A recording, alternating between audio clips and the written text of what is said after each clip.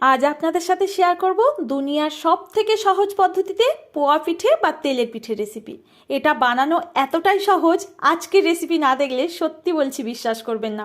অনেক সময় তেলের মধ্যে ব্যাটার দেওয়ার সাথে সাথে ছড়িয়ে যায় বা একদম ফুলতে চায় না। আজকে সমস্ত রকম টিপস সহ এই রেসিপিটা দেখে রাখেন, আপনাদের বলছি কাজে আসবে। তো চলুন তাহলে তার জন্য আমরা প্রথমে এই ব্যাটারটা তৈরি করে নিই। তার জন্য প্রথম নিয়ে নিতে হবে আতপ চাল। 3 থেকে 4 ঘন্টা আগে জলে ভিজিয়ে এরমভাবে নরম করে নেবেন। জল ঝরিয়ে মিক্সির জারে দিয়ে হাফ কাপ জল দিয়ে এটাকে মিহিভাবে পেস্ট করে নিতে হবে। চালের যেন দানা দানা না থাকে খেয়াল রাখবেন। সামান্য 2 চামচ মতো জল দিয়ে মিক্সির জারটাকে এর মধ্যে ধুয়ে দিয়ে দিলাম।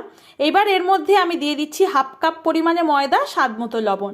এখানে 1 কাপ চালের জন্য কিন্তু আমি এখানে হাফ কাপ ময়দা নিয়েছি। এই ব্যাটার কিন্তু একদম পারফেক্ট করতে হবে, তাহলে তেলের পিঠে ফুলকো ফুটবলের মতো হবে। প্রথমে 3টে উপকরণ মিশিয়ে নিলাম। তারপর এখানে দেখুন আগের থেকে খেজুরের পাটালি গুড় আমি জল দিয়ে গলিয়ে নিয়েছিলাম। এবার এই ঈষৎ উষ্ণ আছে এই পর্যায়ে আমি এখানে ওই কাপ মেপে 1 কাপ মতো এই লিকুইড গুড় নিয়ে নিলাম।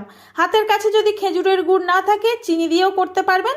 এবার অল্প অল্প করে দিয়ে এর মধ্যে কিন্তু সুন্দর একটা স্মুথ ঘন ব্যাটার তৈরি করতে হবে।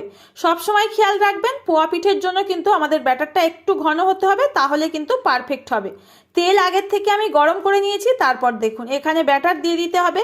ব্যাটার দেওয়ার সাথে সাথেই দেখতেই পাচ্ছেন কতটা পরিমাণে ফুলে ওপরের দিকে ভেসে উঠলো। এবার ওপর থেকে তেল ছিটিয়ে ছিটিয়ে এইভাবে পিঠেগুলোকে ভেজে তুলে নিন। ব্যাস, আমাদের পিঠে কিন্তু একদম পারফেক্ট। এইভাবে আপনারাও কিন্তু এই রেসিপিটা ট্রাই করে দেখুন। আমি কথা দিচ্ছি প্রত্যেকটা পিঠে এইরকম ফুটবলের মতো আর ভেতর থেকে ভীষণই কিন্তু ফুলকো আর জালিদার হবে। আজকের রেসিপি যদি ভালো লাগে বা প্রয়োজন বলে মনে করেন অবশ্যই একটা লাইক করবেন আর পেজটি ফলো করে যেতে একদম ভুলবেন না।